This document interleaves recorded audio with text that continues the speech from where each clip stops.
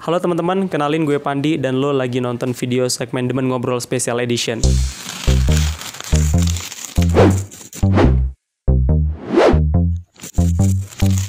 Sebelum kita lanjut obrolannya, gue mau ucapin terima kasih banyak buat teman-teman yang udah subscribe dan like video ini sebagai bentuk support dan dukungan atas kasus yang sedang menimpa saudara kita yang ada di Kabupaten Mesuji, Provinsi Lampung. Ada kasus yang menimpa seorang pria bernama Bapak Paidi yang dituduh memperkosa keponakannya oleh saudaranya sendiri. Dan kasus ini juga udah rame banget di sosial media, ada di Instagram Reels dan juga muncul di FYP TikTok. Sebetulnya ini gue udah cukup lama, udah dari pertengahan bulan Mei untuk bisa ngobrol langsung sebelum kasus ini serame kayak sekarang, tapi gue baru ada kesempatan untuk bisa ngobrol langsung dan bisa mendengarkan ceritanya setelah mendengar sidang putusan dari Bapak Paidi itu sendiri. Jadi sekarang gue mencoba untuk nelpon dan kita sama-sama akan mendengarkan ceritanya dari Nabila, anak dari Bapak Paidi.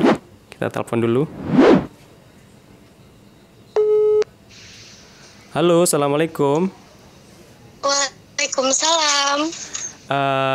Nabila, gimana kabarnya, sehat? Alhamdulillah sehat. Udah siap untuk cerita ya malam hari ini ya? Insya Allah siap. Jadi mungkin Bila ini kan kasus Bapak kan lagi rame nih Bila ya. Mungkin ada beberapa orang di luar sana yang masih belum tahu nih sebenarnya kasus ini apa dan sebetulnya kenapa bisa terjadi. Mungkin Bila bisa langsung ceritain aja kali ya untuk kronologinya sebetulnya seperti apa. Oke, boleh. Sebelumnya Bila ucapin juga buat teman-teman yang udah buat kasus Bapak Paidi ini jadi viral. Jadi sebenarnya karena banyaknya simpang siur juga, kenapa sih banyak yang nanya gimana sebenarnya kronologinya? Jadi di sini Bila mau ceritain sedetail-detailnya. Oke. Jadi awal mula cerita bahwa si ML ini pernah tinggal di rumah kami. Dia tinggal di rumah kami itu dengan niat dia tuh mau melanjutkan sekolah dia SMA di dekat rumah kami. Lalu karena kami merasa keluarga, oke dong kita terima dia. Udah itu, setelah itu 1 hari dia tinggal di rumah, belum saja minap, dia sudah keluar dengan laki-laki.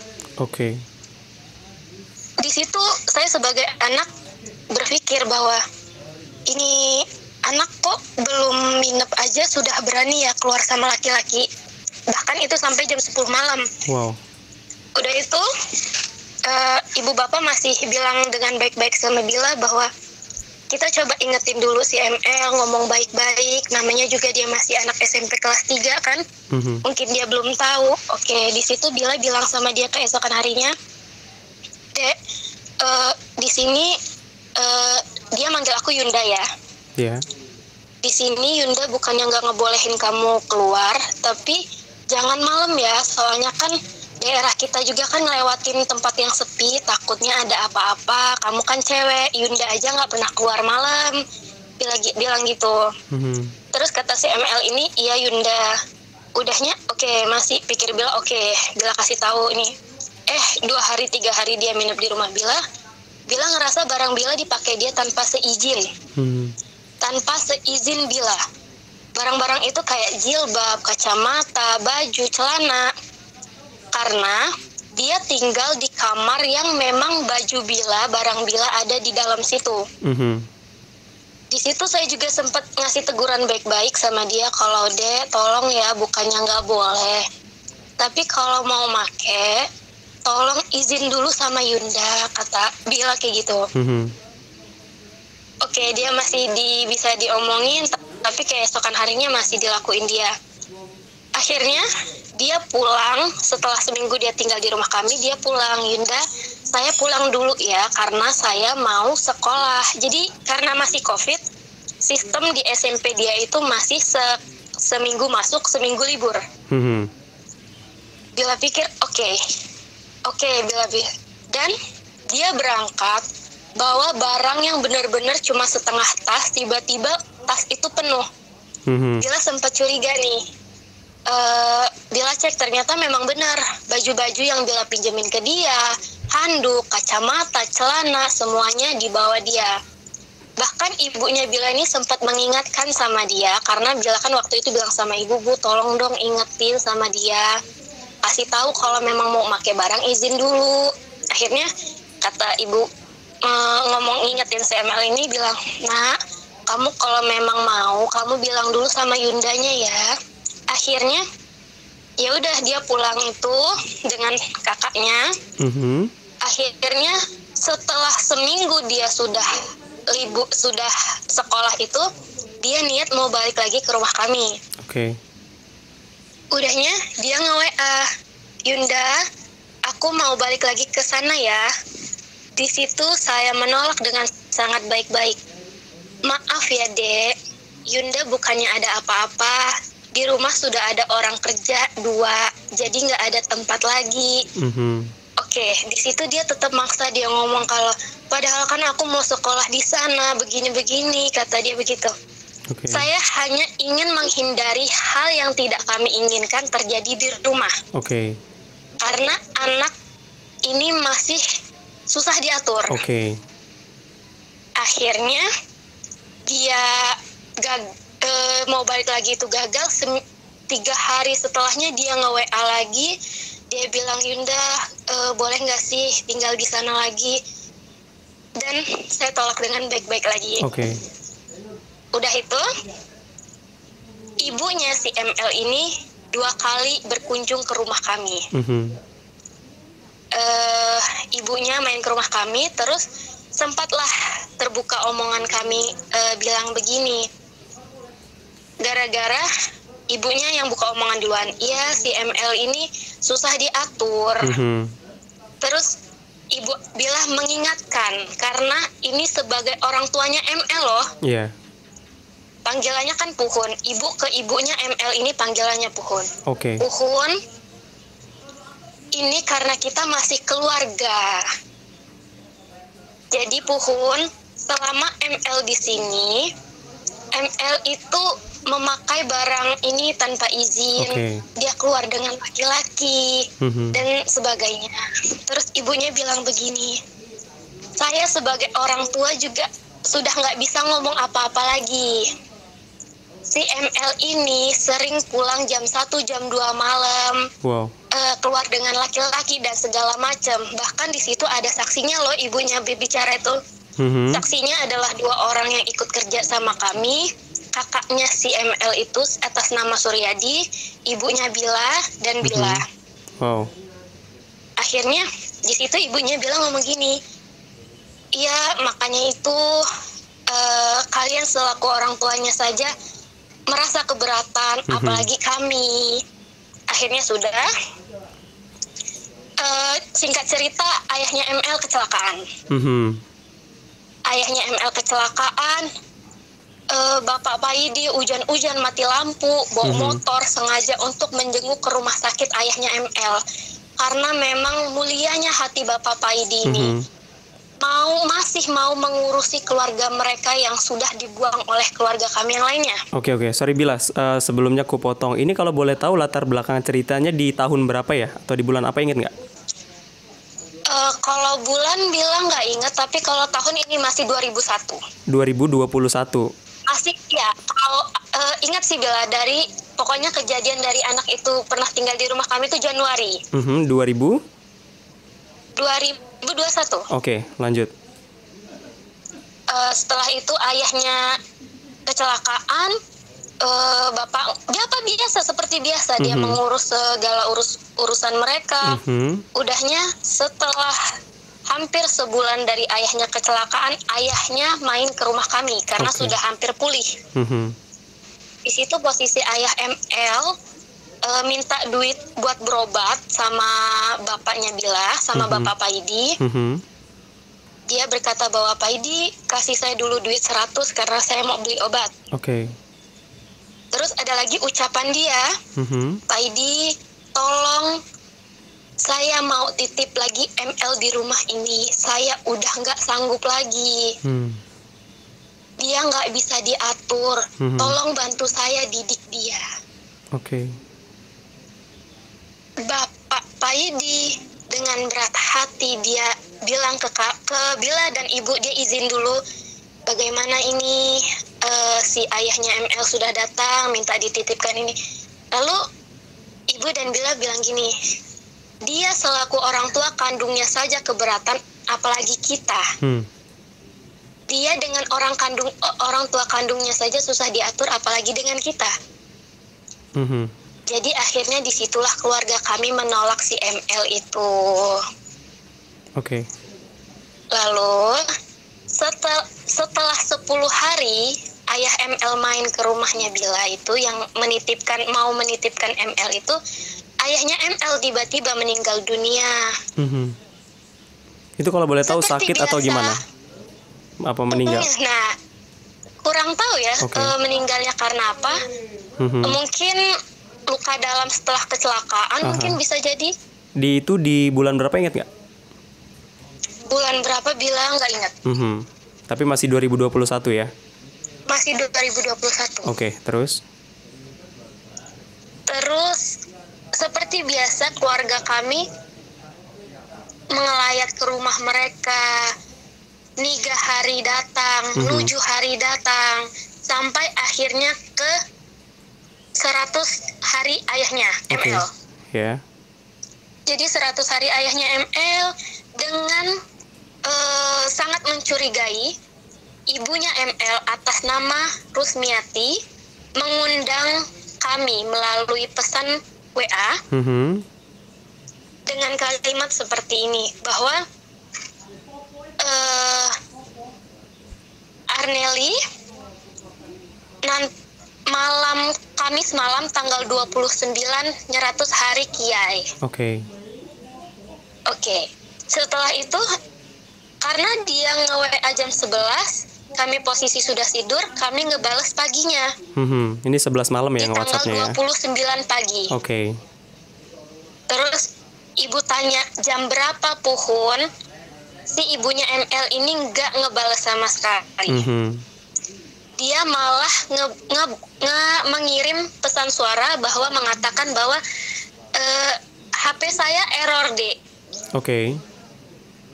Dia tidak memberitahu kami jam berapa yasinan itu diadakan. Lalu kami coba terus menghubungi mereka tidak ada yang angkat. Akhirnya tibalah di sore hari. Di situ sekitar pukul 17.15. Oke. Kami berniat berangkat bertiga. Dan di situ juga kami sudah beli roti untuk sebagai pemberian kami. Acara 100 hari ayahnya. Dan itu bukti roti itu ada, kami punya buktinya. Terus sore hari itu berdiskusilah kami. Ibu bilang, ibu nggak bisa ikut karena kerjaan di rumah masih banyak. Ibu nggak bisa ninggalin 2 anak yang kerja di rumah ini. Oke. Ibu berpikir, oh Bila bisa jalan nih sama bapak. Tiba-tiba sudah siap-siap, ada notifikasi HP yang mengatakan bahwa hari itu adalah terakhir mengisi pendaftaran KKN secara online. Posisi Bilanya ya? Itu Bila Bila spontan tanya dong dengan bapak, Pak, di sana ada sinyal nggak sih? Terus bapak menjawab kayak gini, jangankan sinyal listrik pun mereka di sana susah karena mereka tinggal di Moroseneng tanah register. Paham ya kak? Lalu, Bila bilang Bila nggak bisa ikut, kata Bila. Berarti ya udah bapak aja jalan sendiri nih, katanya. Ya udah mau gimana, Bila nggak bisa ikut, Bila harus ngisi daftar KKN ini. Jadi bapak berangkat jam 17.15, sekitar jam 17.15 dan 17.20 antara situ. Berangkat ke Moroseneng. Pulang itu sampai rumah cuma sebentar. Jadi berangkat 17.15-an. Kesana sekitar 30 menit. Perjalanannya ya? Sampai sana sekitar jam 17.50-an lah. 17.50-an. Bapak cuma 10 menit di sana, habis maghrib Bapak pulang. Habis maghrib Bapak pulang, itu Bapak posisi tidak masuk ke rumah mereka ya. Jadi Bapak sampai sana, kok ngelihat posisi rumah ini kenapa nggak ada yasinan? Oke. Lah, puhun, kata Bapak. Loh, mana orang rumah ini? Tiba-tiba si ML membuka pintu. Kenapa Pak Mena? Loh, katanya 100 hari. Ayah. Iya, ini Adin Sarbini dan istrinya sedang kritis di oksigen di rumah sakit Metro. Waduh, Bapak mundur nih. Takut COVID mereka sekeluarga kan? Iya. Kakaknya yang laki-laki datang. Kenapa? Kok nggak ngabarin? Iya, ini kritis segala macam. Oh ya udah kalau gitu Pak Mena terus ya. Pulanglah Bapak sampai rumah jam 16.30. Bapak langsung bilang sama ibu, Bu, coba telepon dulu mereka. Katanya kritis di rumah sakit Metro. Kok Bapak cepet banget nyampe rumah? Iya, nggak jadi yasinan, kata Bapak. Akhirnya kami mencoba menghubungi mereka semua, tidak ada satupun yang mengangkat telepon. Esokan paginya baru mereka kasih kabar, katanya iya maaf nggak ngabarin. Ini istri saya, si Sarbini, lahiran di rumah sakit Indraloka. Loh, katanya di Metro. Enggak, di Indraloka. Indraloka itu dekat rumah mereka. Oke, di situ kami sudah mulai curiga, cuman kita nggak pernah berpikir aneh-aneh. Oke, di situ oke, ya sudah akhirnya. Sorry, Bila ini istri dari kakaknya si ML itu ya, si Suryadi itu ya?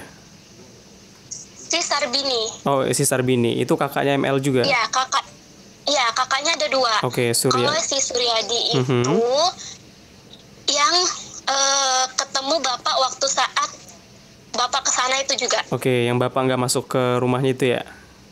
Oke, berarti dia tahu ya kalau Bapak kan nggak masuk ke rumah kan? Tahu, ada dia dan bahkan ada adiknya juga yang kecil. Oke, terus yang Sarbini, ini kakaknya si ML juga? Iya, kakak yang nomor 2. Oke. Ternyata itu istrinya melahirkan. Ternyata istrinya melahirkan, bukan kritis. Bukan di Metro. Terus?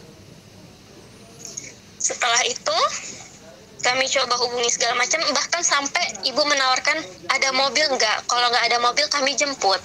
Jawaban Sarbini, ada Bun. Dia manggil ibu Bunda. Oke. Akhirnya, singkat cerita, kami nggak tahu itu tanggal berapa, kami lupa, sekitar 10 harian dari tanggal 29 ini. Ibu memang sempat bicara sama Bapak. Pak, kapan-kapan kita jenguk yuk anaknya si Sarbini yang baru lahiran. Cuman karena belum ada waktu, jadi belum sempat main ke sana. Oke. Udahnya kami juga nggak tahu ini tanggalnya berapa. Bapak mainlah ke rumah kawannya di Mesuji. Pulang dari Mesuji itu, dia kan melewati rumah anak ini nih. Rumah keluarga ML. Dilihatlah si ibunya si ML ini sedang menjemur pakaian. Oke. Terus ditanya sama Bapak, loh itu ada di rumah. Dalam hati Bapak, mampir sana, ditanyalah sama Bapak, mana katanya anaknya si Sarbini itu udah lahiran. Iya, mana ininya nggak ada. Jadi di sana itu Bapak mengobrol sama ibunya si ML. Oke. Setelah itu Bapak mau pamit pulang, itu pun posisi Bapak tidak masuk rumah ya. Itu Bapak ngobrol sama ibunya ML di depan rumah. Pas Bapak mau pulang, tiba-tiba si ibunya ML ini manggil si ML ini. Ini kamu berangkat bareng Pak Mena aja. Loh, Bapak kaget dong. Mau berangkat kemana? Oke. Iya, ML ini mau berangkat kerja. Loh, kerja di mana? Di Simpang Asahan, kerja di kafe. Bapak bingung dong. Kok anak SMP kerja di kafe bawa baju banyak? Oke. Gak mungkin kan Kak, kita mau menolak tawaran itu. Gak mungkin kita. Itu keponakannya sendiri loh. Iya. Karena juga masih satu arah. Betul. Satu arah rumah kami pulang. Akhirnya ya sudah dihantarkanlah dengan bapak ini. Karena bapak lihat di spion ada kakaknya di belakang, kakaknya nyusul nih di belakang, naik motor. Ngikutin di belakang. Terus kebetulan nih ada kakaknya, bapak berhentilah. Turun di jalan lintas timur ya Kak, ini jalan besar. Bapak berhenti, ini sambil melambaikan tangan nyuruh si kakaknya si Suryadi ini berhenti. Suryadi, kenapa Pak Mena? Coba dong, yuk kita lihat di belakang mobil ini. Bannya oleng, kata bapak. Emang ban mobil kami benar-benar tidak stabil. Akhirnya dicek mereka dua, nggak ada apa-apa. Ya udah, lanjut nih perjalanan. Ya udah, yuk. Ini apa namanya? Langsung anterin aja. Pak Mena nggak tahu tempatnya. Mereka seiringan loh Kak. Berarti bapak itu bawa mobil ya? Bawa mobil. Tapi si Suryadi ini naik motor mengiringi mereka loh di belakang. Terus? Akhirnya sampailah di kafe itu. Pas bapak mau pulang, tiba-tiba si Suryadi bilang begini, Pak Mena jangan pulang dulu dong. Ini tolong titipin si ML ini sama bosnya. Loh, oh ya udah, ditunggulah, ketemulah bosnya itu, bosnya si ML ini, bos kafenya. Pak, titip anak saya ya Pak, kata dia kayak gitu. Titip anak saya kerja di sini Pak. Saya ini bukan orang jauh kok Pak, saya ini masih di unit 1 ini. Ya Pak, pulanglah Bapak. Kejadian tanggal 29, pokoknya kejadian itu dari Juli. Tiba-tiba di tanggal 28 Agustus, sebulan setelahnya, kakaknya yang bernama Sarbini itu datang sekitar jam 2 siang, datang marah-marah ke rumah kami. Mengatakan bahwa, maaf ya Kak, ini dia ngomong bahasa kasar. Segala binatang, segala sumpah menyerapah dia ucapkan. Hai Paidi, kata dia, kamu telah melakukan tindakan tidak senonoh terhadap adik saya. Ini ibu dan bapak posisi lagi kerja loh di rumah. Dengan kagetnya tiba-tiba datang dituduh kayak gitu. Wah, kaget nih. Ada apa? Kok kamu datang tiba-tiba ke rumah orang marah-marah teriak-teriak? Iya, adik saya itu kesurupan sudah 3 hari ini nggak sadarkan diri. Dia bilang dia sudah diperkosa sama pamannya. Oh, tunggu dulu, kata ibu. Kita jelaskan duduk perkara ini setelah saya selesaikan pekerjaan saya. Nanti saya dan suami saya akan datang ke rumah kalian. Jadi di tanggal 28 Agustus itu ibu dan bapak sekitar jam 5.30 lah, sekitar jam 5 sampai jam 5.30 itu pokoknya ibu dan bapak ke rumah mereka. Sampai sana seingat ibu dan bapak adalah maghrib. Jadi selesai bapak sholat, tiba-tiba didudukan dengan niat mau kenapa loh? Kenapa mereka bisa mengatakan begitu? Pengen tahu gimana ceritanya. Tiba-tiba si ML ini sudah dipapah dengan keadaan tidak sadarkan diri. Sudah meraung-raung, sudah tidak sadarkan diri lah posisinya. Dia dipapah oleh kakaknya dan satu lagi laki-laki yang diklaim sebagai calon suaminya. Paham ya Kak? Iya. Dipapah lalu dihadapkan di depan bapak. Tiba-tiba dia menuduh, tiba-tiba dia ngomong begini, saya ini ayahnya ML. Saya tidak terima anak saya telah kamu setubuhi. Saya tidak terima. Bahasa dia seperti itu. Di situ bapak terbengong, ibu kaget. Tiba-tiba si anak ini menabok, menendang, mencekik bapak. Itu bukan cuman si ML saja, tapi si kakaknya si Suryadi juga dalam keadaan tidak sadarkan diri. Tidak sadarkan diri ini dalam dalam artian kayak kesurupan gitu ya? Iya, benar. Wow. Di situ posisi ada sekitar 15 orang. Di situ ada si ML, si Suryadi, Sarbini, Ibu ML, calon suami ML, ada antara 2 sampai 3 dukun. Terus sama warga-warga yang gak tahu kami dari mana. Akhirnya di situ posisi ibu takutan, bapak ketakutan, bapak nggak bisa ngelawan. Bapak ini adalah orang yang benar-benar polos.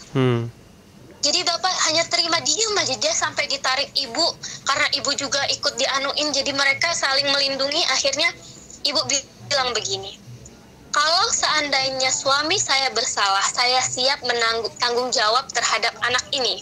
Oke. Setelah si ML mendengar perkataan itu, tiba-tiba si ML ini lemas, pingsan.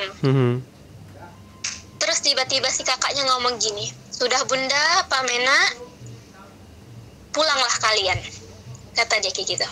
Kalau bukan karena bunda, Pak Mena sudah saya laporkan. Oke. Selesai itu, pulanglah ibu.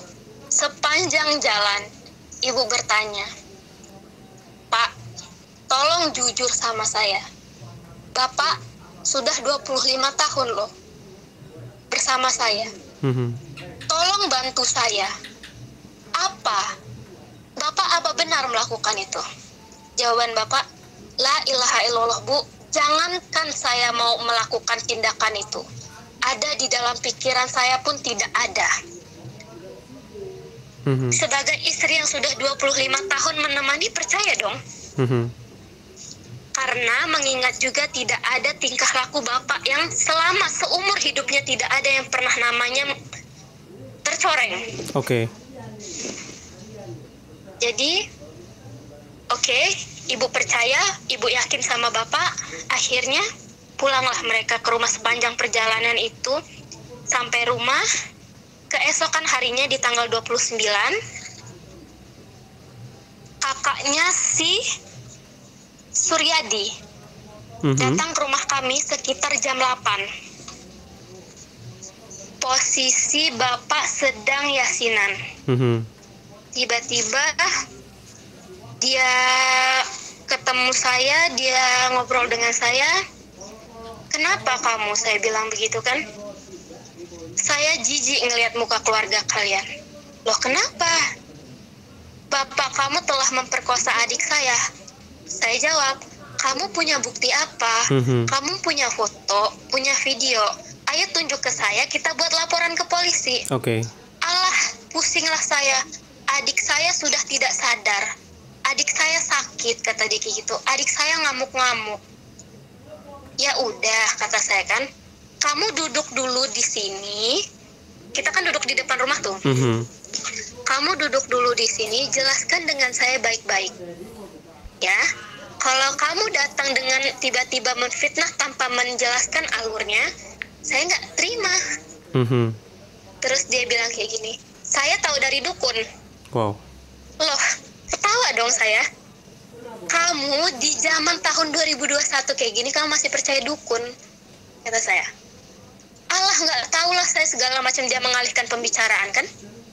Sudahlah, akhirnya karena kami paksa dia masuk rumah, maksud kami untuk dia menceritakan apa sebenarnya yang terjadi. Kalian jangan menyerang kami. Akhirnya karena kami suruh masuk, dia nggak mau masuk, kaburlah dia pergi. Dan di malam itu juga ibunya si ML ini menyebarkan fitnah, baik ke WA kami maupun WA keluarga kami, yang mengatakan bahwa Pak Idi, binatang-binatang segala macam, kamu telah memperkosa anak saya pada saat 100 hari. Wah, ini udah nggak benar nih. Akhirnya karena kami merasa diteror, kami merasa terusik, kami merasa terancam, kami teleponlah sanak saudara kami. Kami telepon semua, tolong, Bapak telah difitnah begini. Akhirnya keluarga kumpul di rumah kami. Akhirnya pada tanggal 30. Pada tanggal 30 itu kami mendatangi rumah si ML siang hari ya, jam 2. Tiba-tiba si ML dan ibunya ini tidak ada di rumah. Jadi kami pergi ke belakang menuju rumahnya si ML, si Sarbini. Terus di situ kami ketemu istrinya si Sarbini. Oke. Kami tanya, di mana mereka? Kami ke sini mau datang mengkonfirmasi sebenarnya ada apa.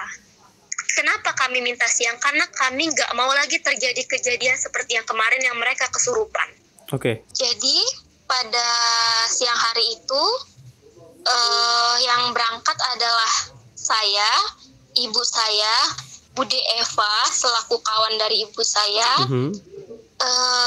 bibi saya, paman saya ada 3 orang, datanglah ke rumah mereka. Ingin menanyakan bagaimana sebenarnya duduk perkara ini. Kenapa kalian bisa teganya menfitnah paman kalian sendiri loh?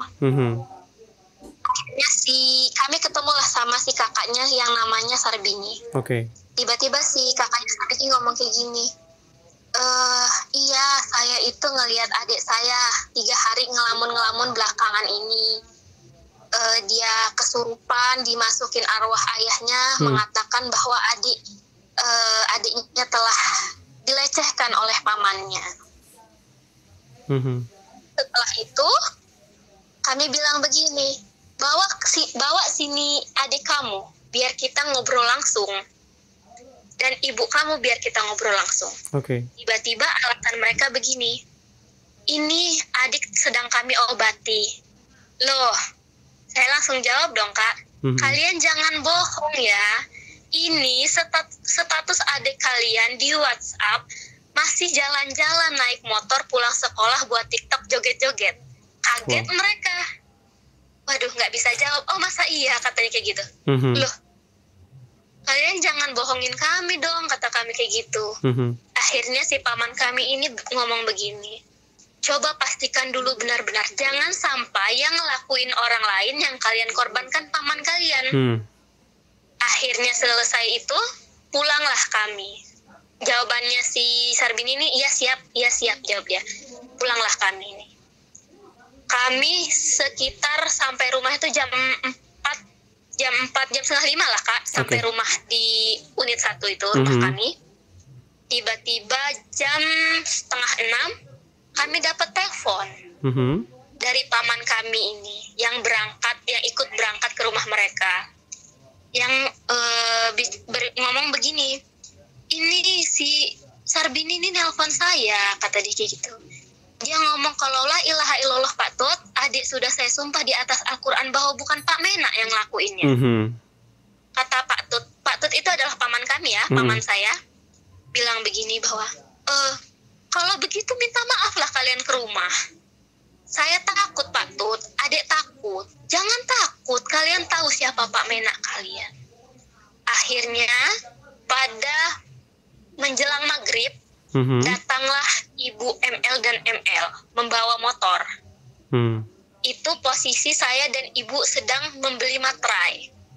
Sampai saya di rumah, kami melihat mereka duduk di sofa. Selang sekitar 5-10 menit, kakaknya si Sarbini ini datang membawa mobil. Jadi mereka tidak berangkat barengan ya.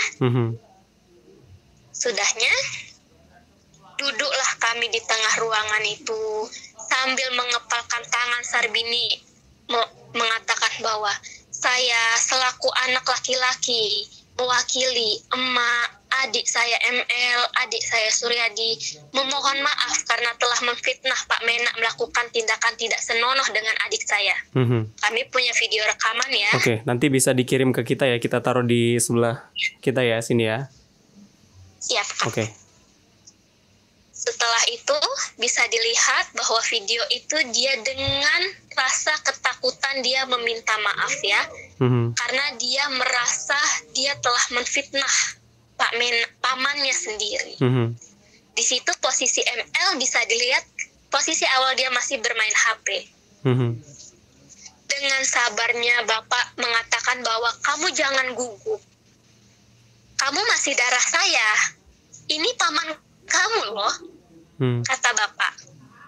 Dengan santainya setelah dia difitnah dengan kemuliaan hatinya, dengan kerendahan hatinya, dia masih bisa mengatakan itu sambil bisa dilihat ekspresi bapak itu mengepal, menutup mulutnya. Itu sebenarnya ungkapan hati kekesalan dia, cuman dia merasa sabar. Dia mencoba untuk tenang. Di situ selesai itu saya dan ibu saya merasa tidak terima dong. Kok dengan mudahnya ya mereka yang kita selama ini kita angkat, yang selama ini kita urusi, kok dengan mudahnya ya memfitnah. Itu nama loh Kak, 7 turunan kita bisa jelek. Betul. Pemerkosaan loh, bukan kasus lain. Akhirnya di situ posisi saya tidak terima, anak ini masih posisi bisa main TikTok segala macam, sedangkan mental kami yang terguncang. Kok bisa ya? Akhirnya posisi di situ ibu saya dan saya mengatakan gini, mulai saat ini Sarbini, kamu, baik keluarga kamu dan keluarga saya, kita putus hubungan. Mungkin di saat itulah dia sakit hati. Tiba-tiba di pertengahan permintaan maaf itu, karena kami juga mungkin marah-marah ya, itu wajar dong. Sebagai anak kita mengungkapkan isi hati kami kepada si ML ini. Tiba-tiba si ML ini kesurupan. Ada videonya ya, yang ngamuk-ngamuk di rumah itu, di rumah kami. Padahal kami sudah pengen minta tanda tangan surat dia mengakui kesalahan dia loh. Cuman karena si ML ini udah keburu nggak sadarkan diri nih, jadi belum sempatlah kami meminta tanda tangan itu. Akhirnya setelah huru hara di rumah itu, dibawalah si ML ini pulang duluan dengan kakaknya menaiki mobil. Seperti direkayasa ya. Kok bisa nih orang tidak berangkat barengan, padahal mereka tidak punya mobil loh. Kayak seolah-olah sudah direkayasa nih. Udah direncanakan ya. Kamu kesurupan aja atau gimana. Kami nggak tahu itu kesurupan, entah berakting entah beneran, kita nggak tahu loh. Tapi ada rekamannya ya, nanti kita taruh di sebelah. Ada rekamannya. Siap. Setelah itu pulanglah si Sarbini dengan si ML ini duluan, dengan posisi si ML ini ngamuk di mobil. Akhirnya kita bicaralah dengan ibunya ini, kenapa dia begini? Saya nggak tahu, udah 3 dukun yang ngobatin dia ini tapi dia nggak bisa sembuh. Ibu ngomong begini, sudah Puhun, jangan lagi kalian berbohong. Si Puhun ini, si ibunya si ML ini ngomong gini, la ilaha illallah, demi Allah demi Rasulullah, bahkan si ML ini sudah mau makan bayi di rumah sakit, makan bayi kakaknya sendiri. Duh, udah nggak benar dong ini, kata kami. Kenapa dia bisa begini, kata kami. Saya nggak tahu, saya juga udah capek segala macam. Terus tiba-tiba si ibunya ML ini berucap begini. Pertama ibu sih ngomong begini, malam waktu kami dipukuli itu ada si calon suaminya si ML kan. Terus si ibunya itu mengakui, iya, saya pusing, dia sudah tidak bisa diatur, mending saya nikahi saja, bahasanya begitu. Oh, berarti ini mau cari status dong. Mau cari status. Dia sudah tidak perawan dengan orang lain, dia cari status biar dia bisa menikah. Oh, jadi mungkin berpikir begini nanti calon suaminya, oh dia kan dianuin sama pamannya, mungkin seperti itu tujuan mereka. Akhirnya keesokan harinya ibu coba telepon lagi mereka, kalau memang mau masalah ini selesai, tolong datang lagi ke sini buat surat pernyataan tanda tangan itu, tapi tolong bawa calon suaminya ML. Karena kami berpikir, oh tujuan mereka memfitnah karena ML ini mau dinikahin kan. Mungkin karena mereka tidak siap buat ngedatengin si suaminya, calon suaminya si ML ini, si Sarbini ini alasan begini, nanti bunda, kami mau ngobatin adik dulu. Akhirnya seminggu setelah itu tidak ada kabar lagi mereka. Akhirnya kami bilang sama bapak begini, Pak, buat laporan, kata kami kayak gitu, buat laporan pencemaran nama baik. Dan dengan kemuliaan dan ketulusan hatinya lagi dia jawab kayak gini, sudahlah, kata bapak, toh mereka sudah datang minta maaf, kata kayak gitu. Kita nggak usah lagi memperbesar permasalahan, kita fokus saja buat nikahan Ginda kamu, kakaknya Bila ya. Oh, pikirnya, oh ya udahlah, pikir kita kayak gitu kan. Mungkin kami pikir dari situ selesai. Oke. Tiba-tiba pada tanggal 20 September saat Bila dan Ibu Bila sedang pergi ke Bandar Lampung membagikan undangan, pada sore hari kami ditelepon oleh orang rumah. Bu, Bapak ditangkap 13 orang dari Polres Mesuji. Wow. Loh, kenapa? Sampai nangis. Karena itu tanggal 26 atau 25 itu acara resepsi kakaknya Nabila. Di situ sudah histeris, akhirnya kami langsunglah terus ke Polres Mesuji. Sampai Polres Mesuji, detik-detik terakhir Bapak di BAP. Sampai situ kami berpikir, kok bisa ya? Orang ini punya bukti apa? Sedangkan mereka sudah minta, pikir kami, bisa nih kita punya bukti video mereka minta maaf nih kan. Banyak loh bukti kita. Udah tenang dulu. Yang penting Bapak selesai di BAP dulu. Karena kan kami nggak boleh masuk juga. Akhirnya selesai Bapak di BAP, dibukakanlah pintu. Masuk dong kami ke ruang penyelidikan. Kami ngomong, Pak, atas dasar apa laporan ini? Kok kami tidak ada surat panggilan satu pun ya Pak? Tidak ada surat panggilan satu kali pun. Tiba-tiba kami ditangkap seolah-olah Bapak Paidi ini adalah buronan polisi yang benar-benar melakukan kejahatan besar. Akhirnya di situ jawaban si penyidik, atas dasar visum dan keterangan anak di bawah umur. Oke Pak, ini kami punya bukti loh Pak. Keluarga mereka sudah datang minta maaf pada tanggal 30. Ini laporan anak ini tanggal 1 loh Pak. Jadi selang 2 hari setelah mereka datang minta maaf, mereka buat laporan. Kata penyidik dengan santainya berbicara bahwa itu mah untuk meringankan di persidangan saja. Loh, kayak mana tugasnya penyidik tidak melakukan penyelidikan? Itu bilang begitu? Gimana? Bilang begitu? Bilang begitu Kak. Wow. Demi Allah, demi Rasulullah, penyidik yang bilang begitu. Ada Bila posisi di situ ya? Posisi di sana bukan hanya Bila, ada Tante Eva, kawannya Ibu, ada Ibu, ada Bila, ada pamannya Bila, bahkan ada bibi Bila lagi satu. Jadi di situ rame. Dan semua ngelihat ketika penyelidik bilang begitu. Gimana? Iya. Oke. Bahkan ada bapaknya Bila juga. Wow. Terus? Terus loh, kok buat meringat? Jadi ini nggak bisa jadi bukti Pak? Tidak. Oke. Ini kami punya rekaman suara begini-begini Pak. Dia sudah tidak perawan dengan pacarnya segala macam. Tolong Pak selidiki Pak, kata kami. Jangan sampai dia sudah tidak perawan dengan pacarnya, mereka menuduh orang lain, malah bapak kami yang kena yang tidak melakukannya malah ditangkap. Tetap tidak ada jawaban dari penyidik Polres Mesuji. Akhirnya kami coba memasuk ke Kasat Polres Mesuji. Kami lagi-lagi Pak, ini kami punya bukti Pak, video. Mereka minta maaf, ini pengakuan loh Pak. Tetap sama sekali jawabannya si Kasat tidak ada. Tidak bisa. Akhirnya malam itu pas Bapak selesai di BAP itu sekitar maghrib, Bapak langsung dites COVID, langsung tiba-tiba Bapak langsung ditahan. Loh, di situ kami histeris, nangis sama Ibu. Kenapa? Jawabannya si penyidik, enggak apa-apa, ini masih dalam penyelidikan. Ini ditahan masih dalam penyelidikan. Di situ sampai kami merasa udah benar-benar udah nggak terima. Sampai kami nggak mau pulang dari Polres itu. Cuman kata penyidik itu, nggak apa-apa Bu, ini masih cuman dalam penyelidikan aja kok, kata mereka kayak gitu. Oke dong. Dengan berat hati kami pulang. Lagi kami datang ke sana, jawaban si penyidik itu bahwa Ibu tinggal damai aja sama keluarga itu. Nanti kalau sudah damai datang aja ke sini. Nanti tinggal bisa keluar kok bapaknya, kata dia kayak gitu. Oke. Akhirnya karena Kak, itu benar-benar 5 hari mau acara resepsi kakaknya Bila.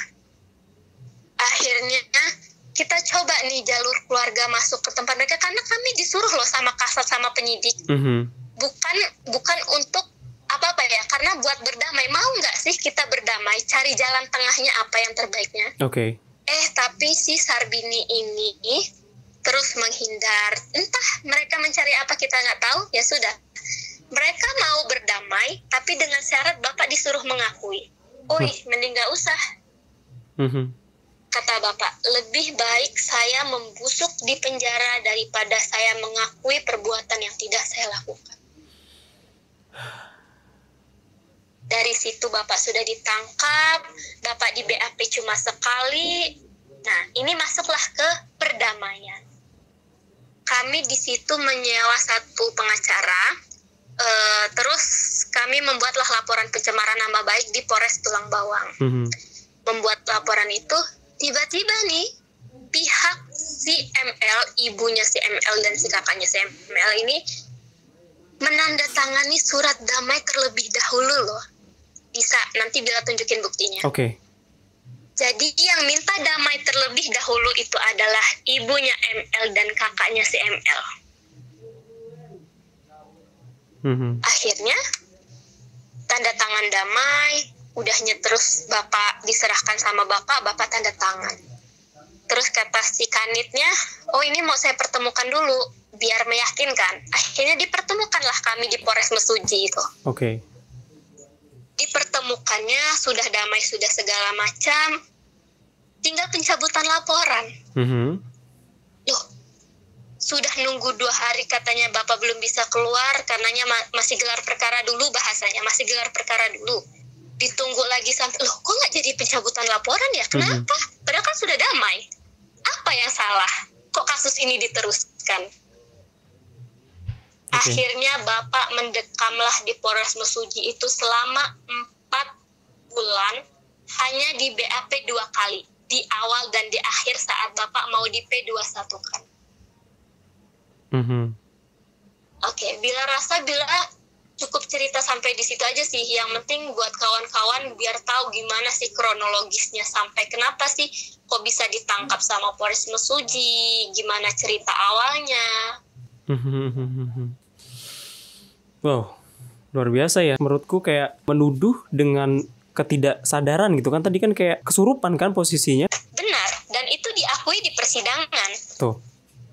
Terus selama proses persidangan itu kan sudah menyertakan bukti-bukti yang jelas kan dari pihak bilanya. Bahwa bukti kami adalah video rekaman permintaan maaf. Lalu kami juga punya bukti bahwa anak ini tidak trauma atau segalanya. Kami juga punya bukti 3 saksi ahli. Terus punya bukti 4 saksi yang melihat langsung. Yang melihat langsung Bapak berangkat, Bapak pulang. Terus saksi yang ada dalam video permintaan maaf itu, serta Pak Tut Andi yang ditelepon mereka. Terus sampai pada akhirnya ini udah sidang putusan ya, kemarin kalau nggak salah di tanggal 31 ya, 2022. 31 Mei 2022. Dan menghasilkan gimana tuh? Jadi pada putusan itu Bapak dikenakan putusan 8 tahun dengan denda 100 juta rupiah. Atas dasar alat bukti keterangan anak itu, hasil visum yang tidak bisa dijelaskan luka lama atau luka baru, dilakukan kekerasan atau tidak, lalu baju pakaian dalam yang tidak ada sperma sama sekali, tidak ada pecah perawan dia sama sekali di pakaian itu, handuk yang tidak ada pakaian, tidak ada sperma, tidak ada darah pecah perawan. Lalu 4 orang saksi, yaitu adalah ibu kandungnya sendiri, kakaknya yang bernama Suryadi, kakaknya yang bernama Sarbini, sama pemilik kafe yang bernama Pak Jaka. Hanya itu. Berarti banyak kejanggalan dong di kasus ini ya, kalau yang Pandi lihat tadi, Pandi dengar ceritanya. Banyak. Dari awal Bapak ditangkap tanpa panggilan, sampai Bapak bisa di P21 kan, sampai masuk ke ranah persidangan pun banyak sekali kejanggalan-kejanggalan. Mungkin kawan-kawan juga sudah bisa baca dan sudah bisa pantau di IG Bila sih. Mungkin kita yang manusia awam saja bisa merasakan. Terus ini banyak sekali kejanggalan-kejanggalan di dalam kasus Bapak ini. Oke, dan kejanggalan itu nggak dilihat di fakta persidangan? Sama sekali satu pun bukti yang kami serahkan kepada hakim tidak ada yang diterima. Wow, kenapa bisa kayak gitu ya? Mereka mengatakan bahwa bukti yang dari pihak ML ini sudah bisa dikatakan sah. Kami tidak mengerti sih Kak, karena kami juga masyarakat yang buta hukum. Kami tidak mengerti perihal begitu, tapi kami yang masyarakat yang pada umumnya merasa sangat aneh gitu. Bukti kita lebih kuat, bukti mereka hanya berdasarkan omong kosong anak ini saja loh. Hanya berdasarkan omong kosong si anak di bawah umur ini. Semuanya seolah-olah kejadian itu ya benar terjadi itu. Hanya berdasarkan omong kosong anak ini. Sedangkan bukti nyata kami yang benar berbentuk video, benar berbentuk foto, berbentuk rekaman, tidak ada satupun yang diterima oleh pihak baik kepolisian, kejaksaan maupun hakim. Dan kami untuk langkah yang jelas kami akan maju banding. Rencananya kapan tuh? Proses pemasukan banding insya Allah hari Senin.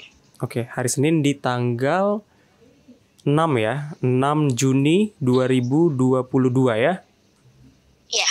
Oke, mudah-mudahan mari kita doakan sama-sama untuk proses banding ini bisa berjalan dengan lancar dan juga banyak pihak yang ikut terus membantu dan mengawal kasus ini supaya keadilan bisa ditegakkan benar-benar seadil-adilnya.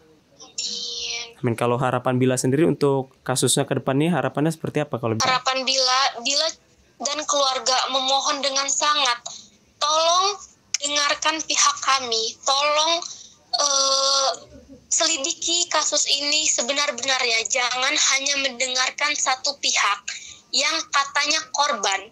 Bagaimana kalau seandainya bukan Pak Paidi yang melakukannya? Tidak ada yang tahu toh? Kami minta reka adegan ulang, kami minta selidiki kasus ini benar-benar dari awal sampai akhir. Asal mula Bapak datang ke sana, asal mula mereka minta maaf, itu tolong selidiki baik-baik. Jangan hanya menerima laporan tanpa penyelidikan. Jangan hanya karena undang-undang anak, semua orang tidak bersalah bisa terjerat.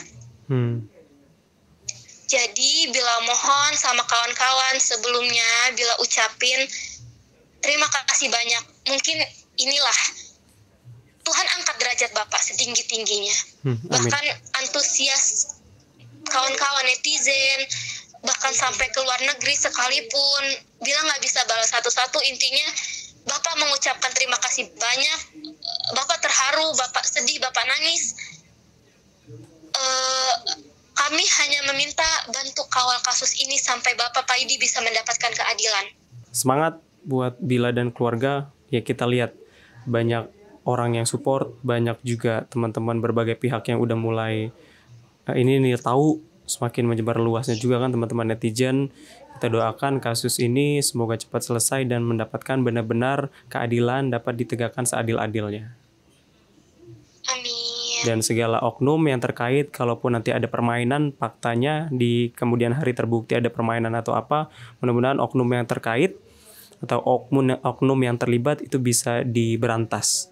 Kalaupun nanti terbukti kalau ada permainan nanti di belakangnya, kita kan nggak pernah tahu. Jadi kita doakan aja sama-sama.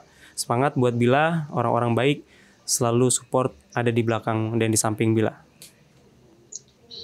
Satu lagi ya Kak, intinya kami tidak akan berani sejauh ini kalau kami tidak berdiri di atas kebenaran.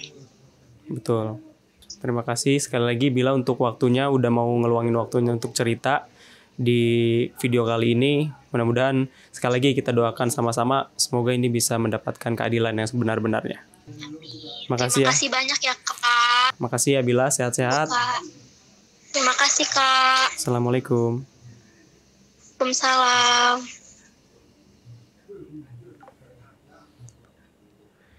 Yes, itu dia tadi teman-teman, udah kita dengerin sama-sama cerita dan kronologi yang apa sebenarnya terjadi dari kasus yang menimpa Bapak Paidi dan sekeluarga ini. Yang mudah-mudahan sekali lagi kita doakan sama-sama semoga kasus ini berjalan ke depannya dengan baik dan bisa menemukan titik keadilan yang benar-benarnya adil. Jangan lupa untuk like video ini dan share juga video ini supaya teman-teman nih di luar sana juga bisa semakin terbuka, semakin melihat yang mana yang ada kejanggalan, yang mana yang harusnya benar, dan yang mana harus keadilan ditegakkan. Mungkin itu aja, sekian dari gua, sampai ketemu di video selanjutnya. See you and bye-bye.